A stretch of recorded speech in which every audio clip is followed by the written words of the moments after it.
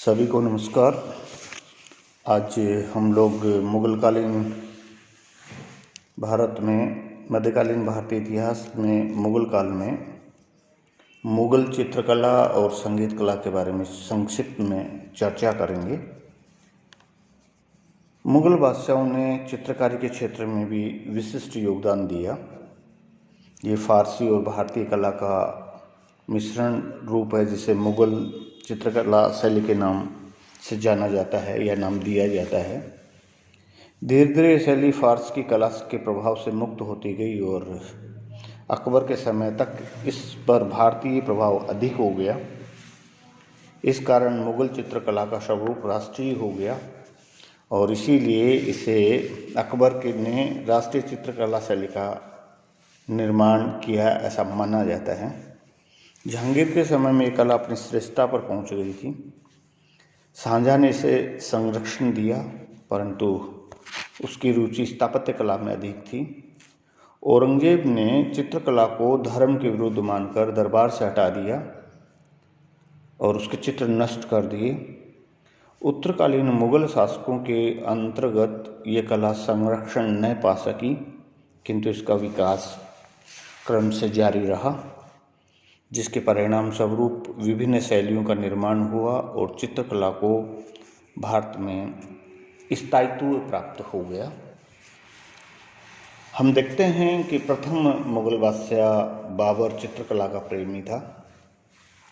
उसने अपनी आत्मकथा में फारसी चित्रकला के महान चित्रकार बेहजाद और उसके उत्कृष्ट चित्रों की बड़ी प्रशंसा की है।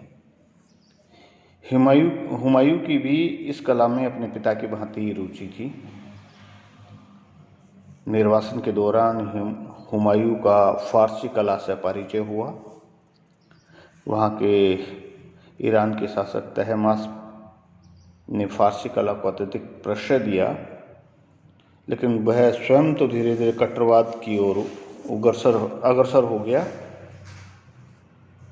इसका परिणाम ये हुआ कि बहुत से चित्रकार हिंदुस्तान लौटते हुए हुमायूं के साथ हो गए और इनमें सबसे प्रसिद्ध जो थे उनमें मीर सैयद अली, अब्दुल समद, मीर मुसवीर और दोस्त मोहम्मद। हुमायूं और अकबर दोनों ने अब्दुल समद से चित्रकारी की शिक्षा ग्रहण की। बादशाह अकबर ने चित्रकला को बहुत प्रोत्साहन दिया अपने शासनकाल के दौरान। उसने अब्दुल समद के नेतृत्व में चित्रकला का एक पृथक से विभाग खोला, जिसमें चीन और फारस के कलाकारों को आमंत्रित किया गया। इसमें अनेक भारतीय चित्रकारों को भी संरक्षण और प्रोत्साहन दिया गया। अबुल फजल ने लिखा है कि सम्राट के दरबार में 100 उच्च कोटि के तथा अनेक निम्न कोटि के कलाकार उपस्थित थे। विदेशी चित्रकारों में मीर सैयद अली, अब्दुल समद, अकारिजा और फारूक बेग मुख्य थे। विदेशी चित्रकारों में मीर सैयद अली, अब्दुल समद, अकारिजा और फारूक बेग मुख्य थे। भारतीय कलाकारों में दसवंत का नाम प्रमुखता से आता है। अन्य कलाकारों में बसावन, ताराचंद, सांवलदास, केशव, मुकुंद और जगन्नाथ आदि थे। आपको 2 प्रकार के चित्रकारों का ध्यान रखना है। एक जो विदेश से यहाँ मुगल दरबार पे आए और उनको स्थान मिला, जिनमें मीर सैयद अली, अब्दुल समद, अकारिजा और फारूक बेग मुख्य थे। और भारतीय कलाकारों की अगर बात करें, चित्रकारों की बात करें, तो दसवंत, बसावन, ताराचंद, श्यामलदास, केशव, मुकुंद और जगन्नाथ। आपको दोनों प्रकार के कलाकारों का ध्यान रखना है, देसी और विदेशी। अकबर ने सर्वप्रथम हमजानामा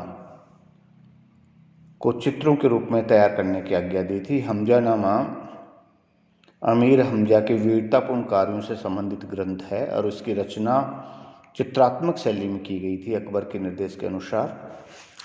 बदायूनी और शहनवाज खां के अनुसार इसे तैयार करने में लगभग 15 वर्ष लगे थे और कम से कम 50 चित्रकारों ने इसे तैयार करने में हिस्सा लिया था। दशवंत के चित्र कलात्मक दृष्टि से बहुत उच्च कोटि के होते थे। जिसने रमजानामा अर्थात महाभारत का फारसी में अनुवाद जो था उसका चित्रांकन किया। इसके अतिरिक्त अकबर ने तैमूरनामा, खमसा, रामायण, कालियादमन आदि ग्रंथों का चित्रांकन करवाया। जेसुइट धर्म प्रचारकों ने अकबर को बाइबल की चित्रयुक्त प्रतियां भेंट की थी। अकबर ने अपने चित्रकारों से अनेक यूरोपीय चित्रों की प्रतिकृति बनवाई थी। धीरे धीरे अकबर के शासनकाल में चित्रकला शैली जो है वो उत्कृष्टता की ओर अग्रसर होती दिखाई देती है हमें। इसके बाद में जहांगीर के शासनकाल में मुगल चित्रकला नई ऊंचाइयों पर पहुंचती है। उसने व्यक्ति चित्रों पर जोर दिया, प्रतिकृतियां बनवाई, जिसे उसने बहुत खूबसूरत एल्बम में संग्रहित किया। H.G. रॉलिंस के अनुसार चित्रकला अपनी चरम सीमा पर जहांगीर के काल में पहुंची। जहांगीर की दृष्टि पारखी थी।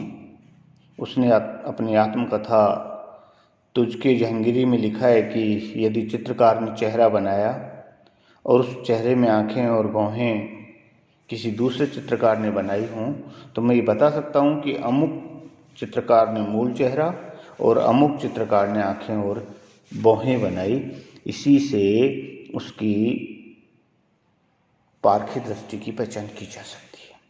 जहांगीर के दरबार में शिकार, लड़ाई और दरबार के दृश्यों के अलावा मनुष्य की एकल आकृतियों और पशुओं की आकृतियों के चित्रण भी विशेष रूप से बनवाए गए। मुख्य चित्रकारों में अबुल हसन, मंसूर, आगा रजा, मोहम्मद नादिर, मुराद, बिशनदास, मनोहर, माधव, तुलसी, गोवर्धन आदि उसके दरबार की शोभा बढ़ाते थे।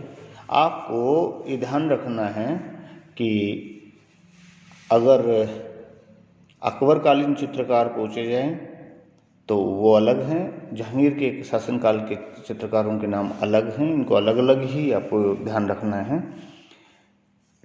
जहांगीर के विपरीत शाहजहां की वास्तुकला में ज़्यादा रुचि थी। ब्राउन लिखते हैं कि जहांगीर के देहावसान के साथ ही मुगल चित्रकला की आत्मा भी विलीन हो गई, किंतु अपने शासनकाल के 8वें वर्ष में उसने अपने शासन के आधिकारिक इतिहास पादशाहनामा लिखने का आदेश दिया, जिसके मूल पाठ के साथ दिए गए चित्र दरबारी समारोह और महत्वपूर्ण घटनाएं चित्रित करते हैं। शाहजहां के काल में फ़कीरुल्लाह, मीर हासिम, अनूप, चित्रा आदि मुख्य चित्रकार उसके दरबार की शोभा बढ़ाते थे। औरंगजेब की चित्रकला में रुचि की कमी के कारण कलाकार स्थानीय शासकों के दरबार में चले गए, जिससे चित्रकला की राजपूत और पहाड़ी शाखाओं का विकास हुआ। चित्रकला की राजपूत शाखा को मूलतः भारत की प्राचीन स्थानीय कला कहा गया है। राजपूत चित्र शैली जिसको हम लोग कहते हैं, विशेषकर राजस्थान के संदर्भ में, पहाड़ी शाखाओं में कांगड़ा, बशोली, चंबा और जम्मू प्रमुख मानी जाती हैं। राजपूत और पहाड़ी शैली के चित्रों में पौराणिक विषयों का अत्यधिक विकास हुआ। मुगल संगीत कला। मुगल काल में संगीत कला की भी उन्नति हुई। बाबर और हुमायूं दोनों संगीत कला के प्रेमी थे। बाबर संगीत विद्या में इतना कुशल था कि उसने गायन कला पर एक पुस्तक भी लिखी। हुमायूं ने भी संगीत में गहरी रुचि ली, किंतु संगीत कला का वास्तविक विकास अकबर के समय में ही हुआ। अकबर को संगीत से अत्यधिक प्रेम था। वह स्वयं बड़ा अच्छा नगाड़ा बजाता था।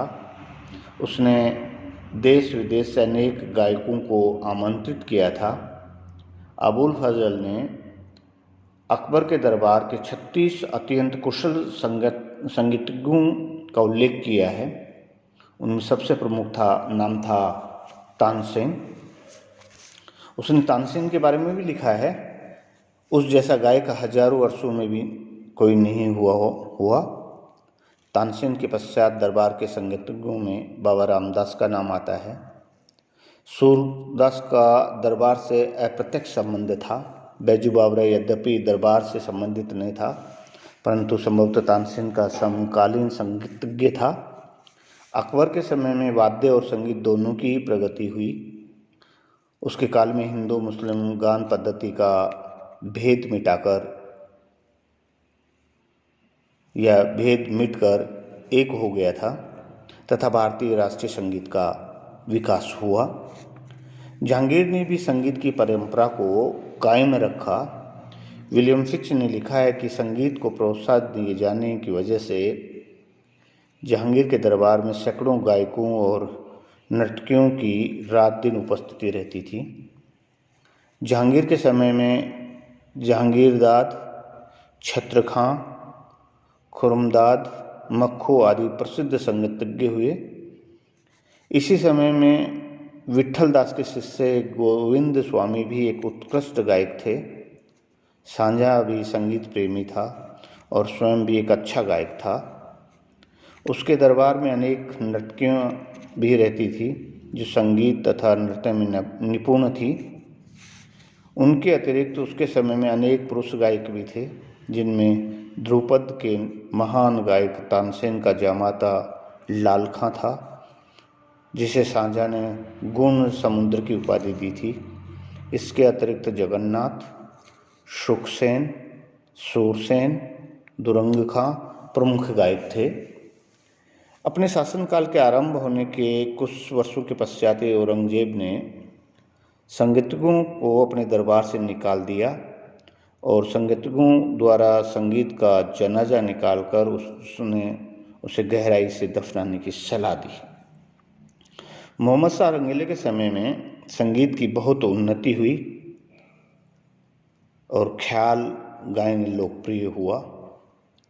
उत्तर मुगल दरबार में संगीत का पतन हो गया, किंतु प्रांतीय नरेशों के दरबार में कला फलती फूलती रही और अनेक अमीरों, नवाबों, शासकों, दरबारियों और बेगमों के नाच गाने के प्रति अपने आकर्षण को बनाए